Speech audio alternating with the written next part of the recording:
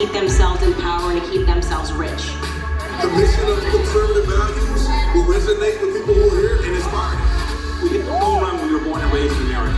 There are 7 billion people in the world. The majority of them would trade places with us if only they could. My country tears of thee. Sweet land of liberty of thee I sing. Minorities do not belong to the left. We belong to nobody but ourselves and God. No, we are not satisfied and we will not be satisfied. We are separating ourselves from the victim narrative. The Democratic Party has been able to tell and dictate for too long who we are. It's a mentality that you don't have to think a certain way just because you look a certain way. It's not racism that is keeping us out of the American dream. It's the lies that we've been told. We have to put this to a stop, and we have a president that's willing to do it. They're trying to turn us into single-issue voters, and they will never take our vote. This is our official Declaration of Independence from the left. This is the beginning of the revolution, and we are going to save America. To remind America of the fierce urgency of now. Now is the time.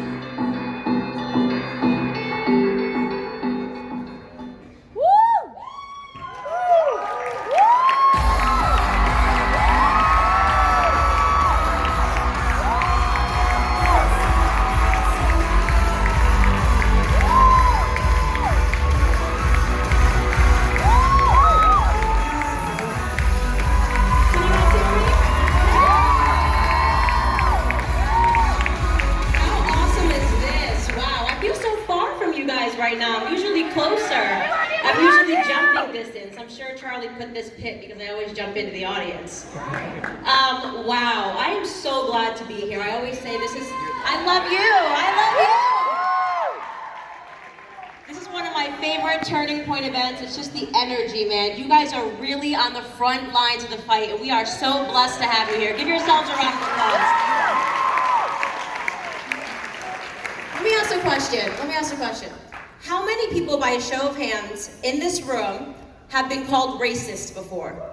Wow, my God.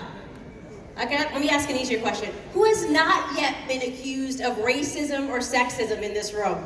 Like 1, 2, 3, 4, 5, 6. It's all right, you're at this conference, you're conservative, so you're gonna get thrown into the pile like the rest of us. And remarkably, we constantly hear this from the media. Our media, which we shouldn't even call fake news anymore. We should just call it dumb news, right?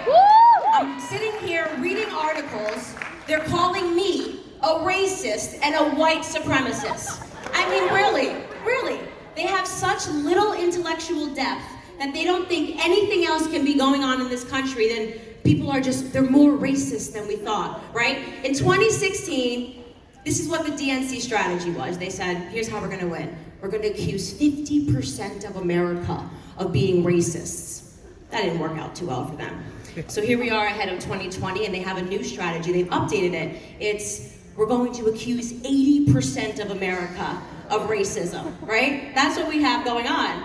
And I was speaking to my friend Dennis Prager. I don't know if you guys know Dennis Prager, right? I'm talking on my podcast, and I'm so fascinated, and I'm trying to learn from him because he's older, and there's so much wisdom that you can get from older people.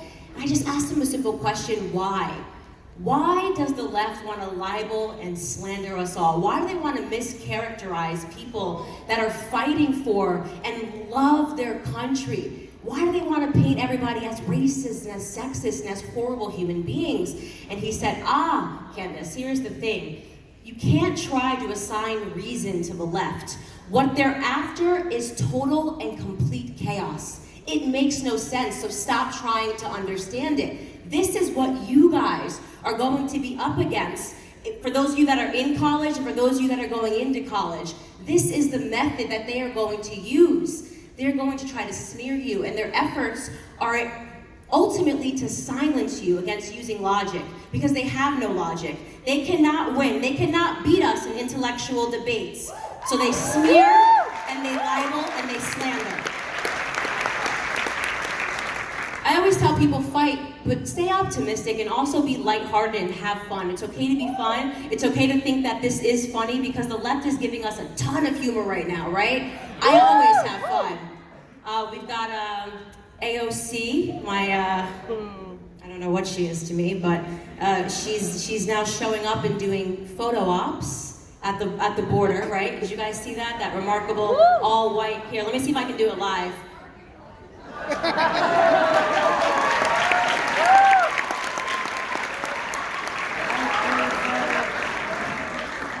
I don't know about you guys, but when I show up to protest horrible humanitarian things, I always wear all white and red lipstick and heels because I'm being serious. You see, every single person in that photo was wearing all white.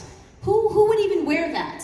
It's all about getting attention. It's all about clicks. They do not want to fix anything. What they're looking to do is import illegals because they want to create a new victim class, because every single day, more and more Black Americans and Hispanic Americans are waking up to the lies of the left.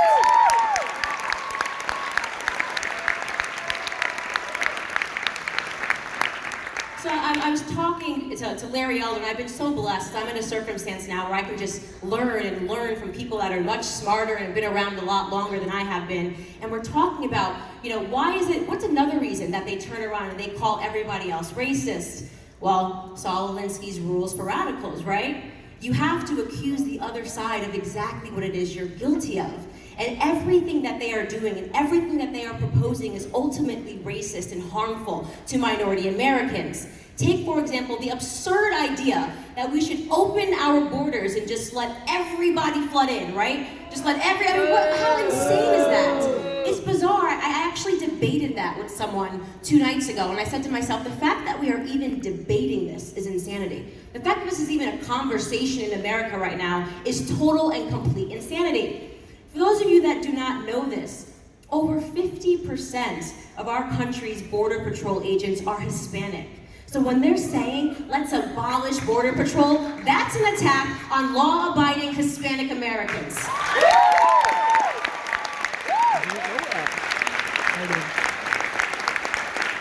Over 25% of all of the ICE agents are Hispanic Americans. So what they want to do is they say, in America, they only honor you on the left if you're a law-breaking minority. They have no place for those of us who follow the rules, who want to work hard, and who love this country because we should love this country. It is the greatest country in the world. It is, yes. USA! USA! USA! USA! I always talk about my grandfather when I'm on stage because he's such an example of what the American dream is. And people ask me, where do you get these conservative ideas? Where did you start to believe that conservatism was the way that you wanted to lead your life? And it happened for me really quite quietly. I never even knew that the things that I was taught, the lessons that I was taught in my household growing up were conservative. You see, my grandfather grew up when there was real racism in America. Not just, oh, I don't like your opinion, so I'm going to call you a racist, right? I'm talking about real racism. He grew up in a segregated South on a sharecropping farm.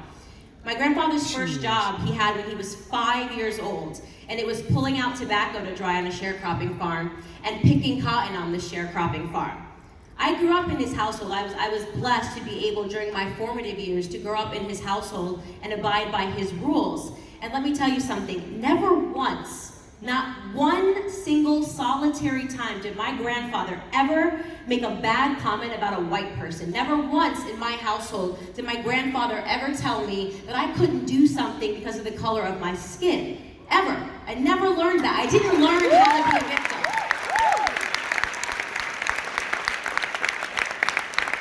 So that's a problem. That's a problem for the left. I didn't learn how to be a victim in my grandfather's household. My grandfather believed in some very basic ideas. He believed first and foremost in faith. Every single meal that we had to read the Bible. I was so embarrassed of it when I was growing up because my grandfather would make us read the Bible every single morning and go around the table and talk about what lessons we learned, and that wasn't cool. You know, you couldn't talk about that in school, not in this secular world that we live in. You see more and more we live in this culture where the left wants to mock God. It's very bizarre. Even if you're not a religious person, you don't have to be a religious person, but your instinct shouldn't be to mock people that follow Jesus Christ. Isn't that just a little weird, right?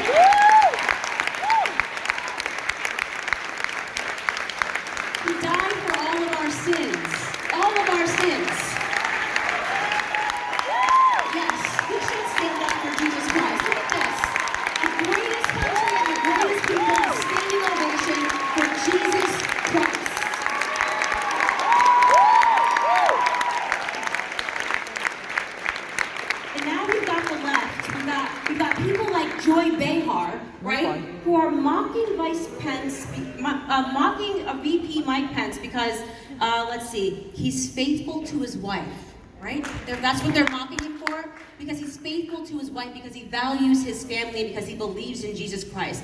And I say to myself, why are they doing that? Why are they trying to make atheism hip and atheism cool? Well, I'll tell you why.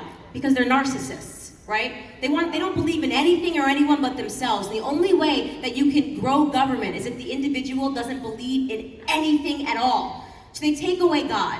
The second thing, which is what my grandfather was really strong on, was family. And we see every single day how much the left hates the idea of a nuclear family, of a mom and a dad and their family. They want that gone. They are trying to manufacture that crisis in every single regard. You see today, they want men to act like women, right? You and your feminism shirts, feminism is for everybody, right? They want women to act like men. You don't need a man. What does feminism tell us today? Just hate men.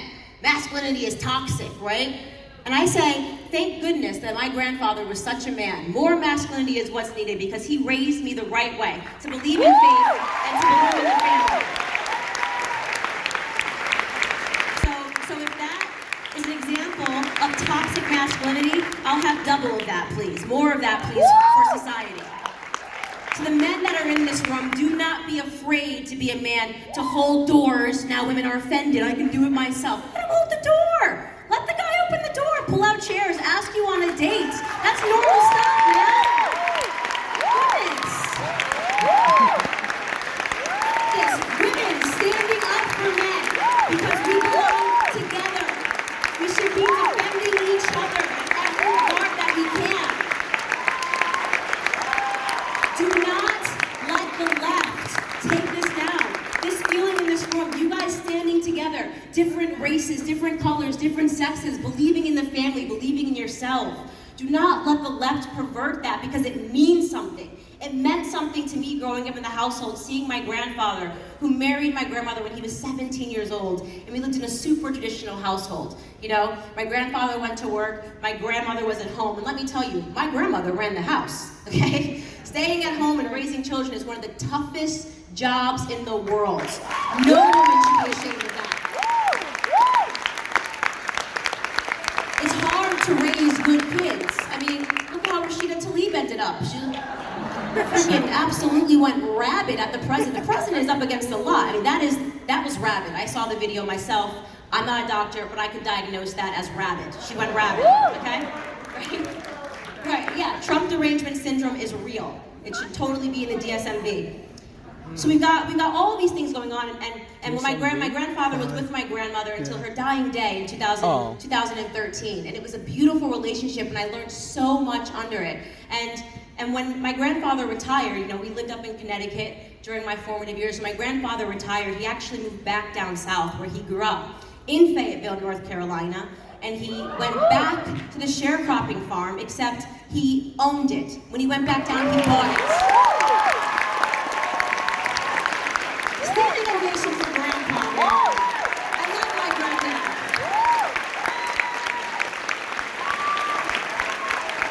What am I talking about here? When I talk about my grandfather, what is my grandfather an example of? He's an example of the American dream. The American dream. And you can come into this country, it doesn't matter where you start. It doesn't matter where you start. You can come with the clothes on your back. And if you're willing to work hard and not complain, this country will reward you. This is the greatest country on earth for that reason. You'll hear people, these idiots, telling us, oh, America's not the greatest country. They're better at math than China. You know, is anybody rushing, trying to flood the borders to get into China? Is anybody rushing, trying to flood the borders to get into any other country? Why does everybody want to be in America? Because we are the best. You should not be ashamed of knowing that.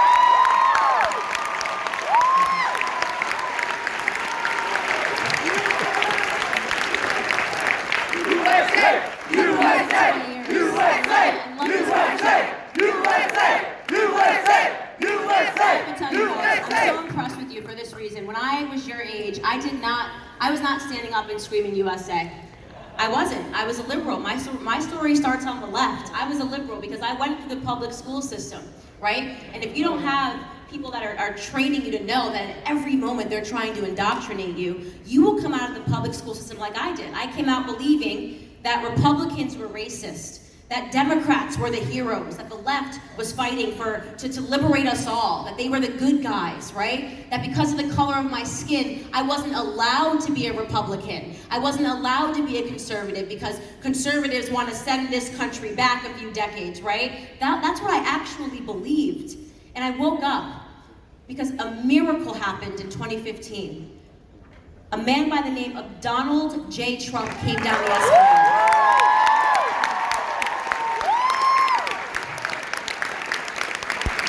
And I looked at him. I gotta be honest with you guys, I can't lie. I looked and I said, oh no. This man, he's the guy that says you're fired on TV. No way, he cannot be in the White House. He's not serious enough, he lacks decorum. I do not want to see this man go from reality TV to the White House. That was my initial feeling. But more importantly than the things that I was thinking, were the things that I was not thinking. You see, at no point in my internal dialogue did I say, he's a racist, he's a sexist, he's a misogynist. And yet in a matter of nanoseconds, the media said all of those things. This was a man that was loved, right? The media loved Donald Trump. I was living in New York at the time. In New York, you wanted to be invited to a Trump party. That was considered cool. The hip hop artists were hanging out with him. Everybody loved Trump. I grew up listening to hip hop music. He was the guy that everyone was trying to become. Jay-Z and Beyonce were sipping poolside at Mar-a-Lago.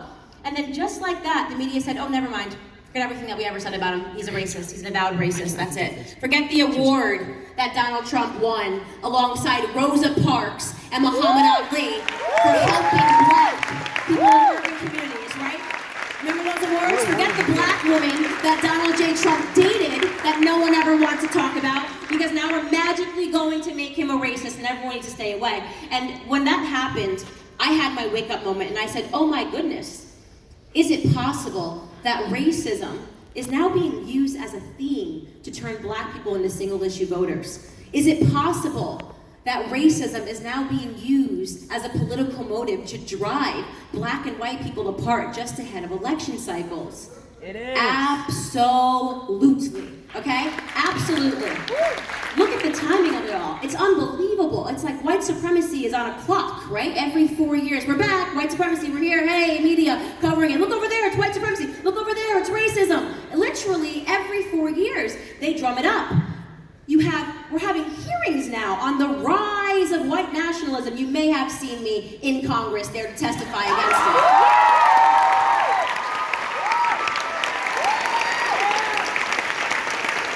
They weren't expecting me that day, man.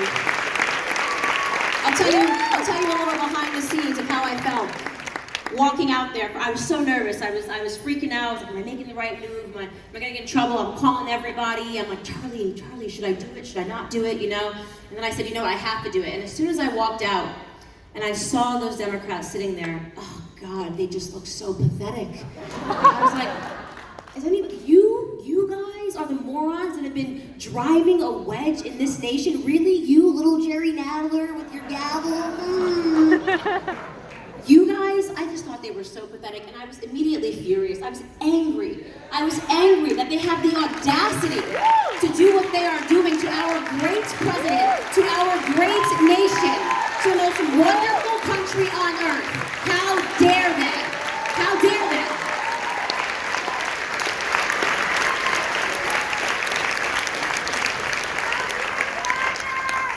Here is what I have learned.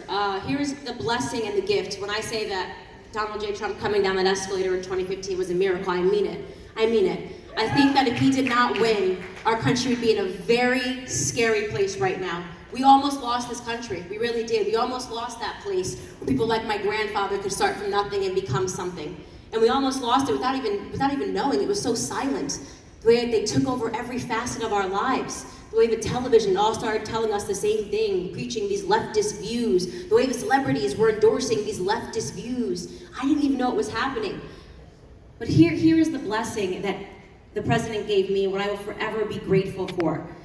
The president taught me how to love that flag. Where is it? Where is the flag? Charlie, don't have a flag in here? How to love. There it is. There it is, waving right there. Right there. How to love that flag. Right? And there's a reason why they don't want to kneel for it, they don't want to respect it. There's a reason why athletes are saying no to the flag and they want to burn the flag and they want to hate the flag. Because that flag is the symbol of something that unites all of us, not on the basis of our skin tone, of our sex, or of our gender, but on the basis that we love this country, that we are patriots. That flag, they want to see it go away. Yes, that flag, I love it. They want that to go away because that is the ultimate symbol of unity in this country. Every single day I wake up and I'm the most optimistic person in the entire world. People ask me, how do you take all of the bullets? How do you take when they're saying such horrific things about you? And I say, well, we've got to be close, right? I mean, they're calling black people white supremacists. I don't know what else they have left in the arsenal, right? They've got to be winding down on their weaponry when we get to this crazy point in society. But I'm so inspired because every day I see it on the ground. More and more people are waking up. And I'm also so inspired because of this right here. The young generation of you guys that are willing to go back to the values that you believe in. I have said it in multiple interviews and I will say it again. You guys are the real people that are saving America. You are the hope for the future of this country. Continue to talk about faith. Continue to talk about family. Family is so important. Do not allow them to normalize things that are abnormal. There is nothing wrong with family. There is nothing wrong with settling down. There is nothing wrong with the Bible. There is nothing wrong with Jesus Christ. It is having a return in this country. You guys, I want to thank you so much for